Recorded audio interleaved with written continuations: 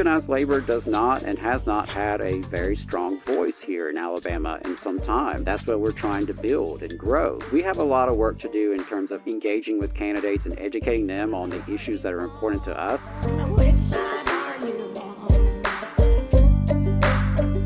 Coming up on the end of the program, we had one more thing that we wanted to talk about in the first half of the show.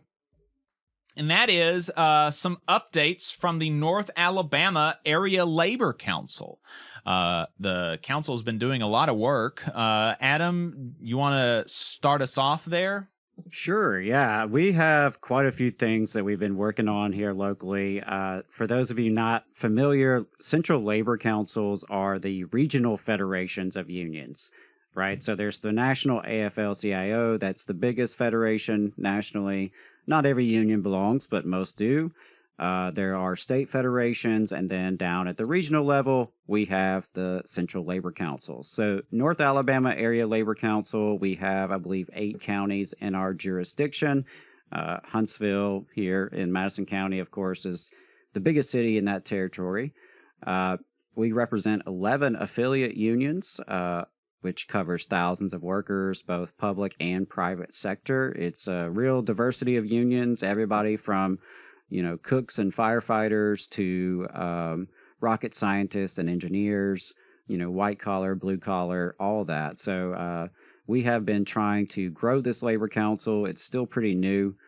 We are only a few years into being rechartered. But really excited about some of the programs we've had in place. And one of those is labor in the schools. We have been out there engaging with high school students, talking to hundreds of high school students at this point now about labor unions, labor history, the college and career opportunities that the labor movement can provide. So it's been really exciting to visit social studies classes, career tech classes, and also, set up at career fairs, job fairs, events like that. So if anyone's listening and you have connections to local school systems, if you're a teacher or even if you're a parent and you'd like your students to be exposed to these kind of opportunities, definitely reach out to us, let us know. Happy to work with you on that. We had a very positive meeting with Huntsville City Schools this week. Feel really good about opportunities to expand that program inside Huntsville City. We are also working on Labor in the Pulpit. This is a program that the AFL-CIO does. They just brought this back a few years ago. And the whole idea is coinciding with the Labor Day holiday, that union leaders, labor leaders will make a point to go engage with the faith community.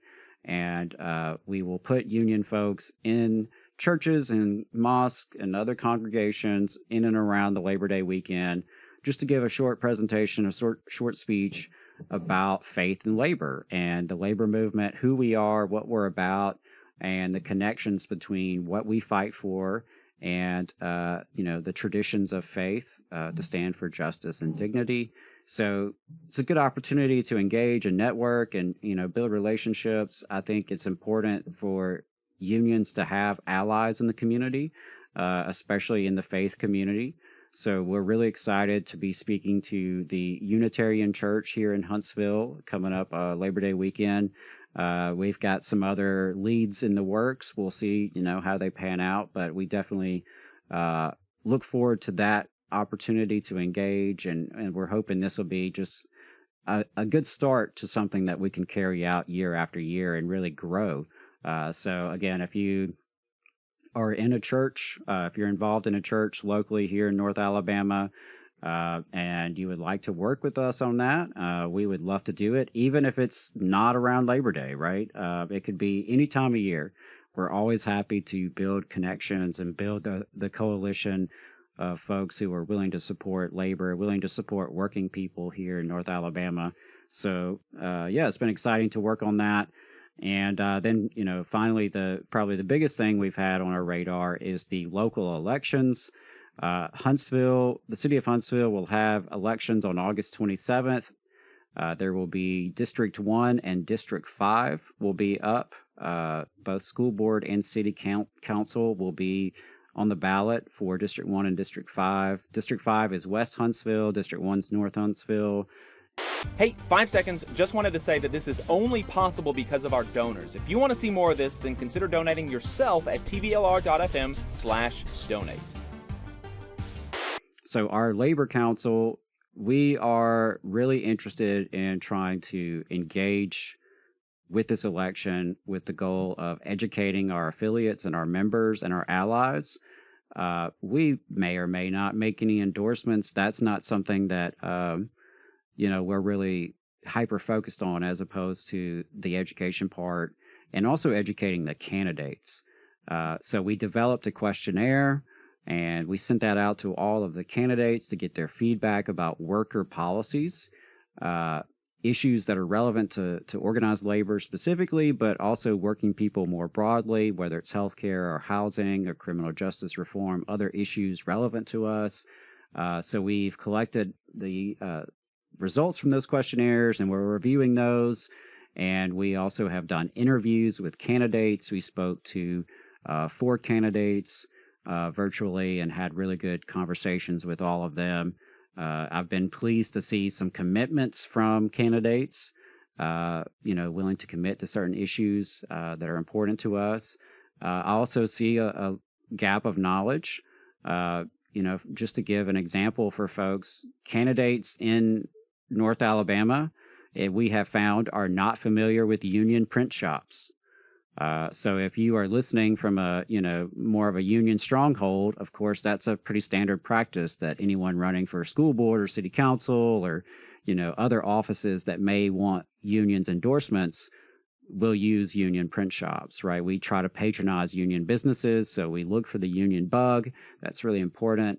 But because organized labor does not and has not had a very strong voice here in Alabama in some time, that's what we're trying to build and grow. So we have a lot of work to do in terms of engaging with candidates and educating them on the issues that are important to us and how they can actually help working people through local government.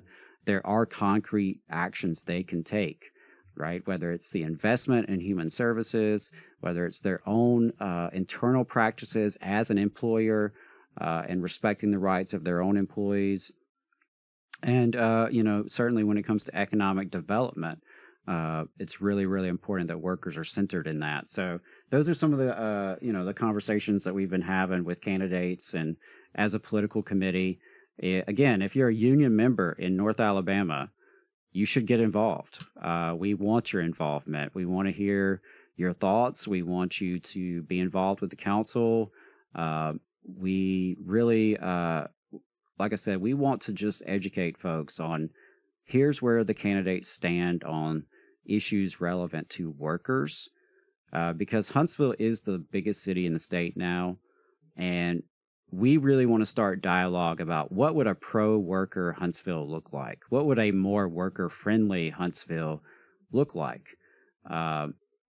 We recognize that, poor and working class people are the majority. And so we need candidates who are going to champion our interest, and we need officials who will obviously push for our interest, but I think if nothing else, at least pick up the phone and have dialogue with us.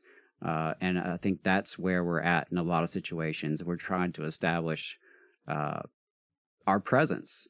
And I think a lot of Alabama politicians are not used to having to respect organized labor. And that's something we're trying to change. Absolutely. And I know that we are not going to be, the Labor Council will be, and then we will forward on these points from the Labor Council. But the Labor Council will be coming out in the coming weeks with some voter guides, or I don't know if that's exactly what we would want to call it, but with some education about the commitments that the various candidates made to the Labor Council. So we're not going to go over those right now, but one that I will say is that on the point about union print shops, union print shops are patronizing union shops is really important because unionization is what gives people a say on the job, and it means that those folks are more likely to have better wages, safer working conditions, benefits, healthcare, retirement, et cetera, et cetera. So patronizing union shops where possible is really important.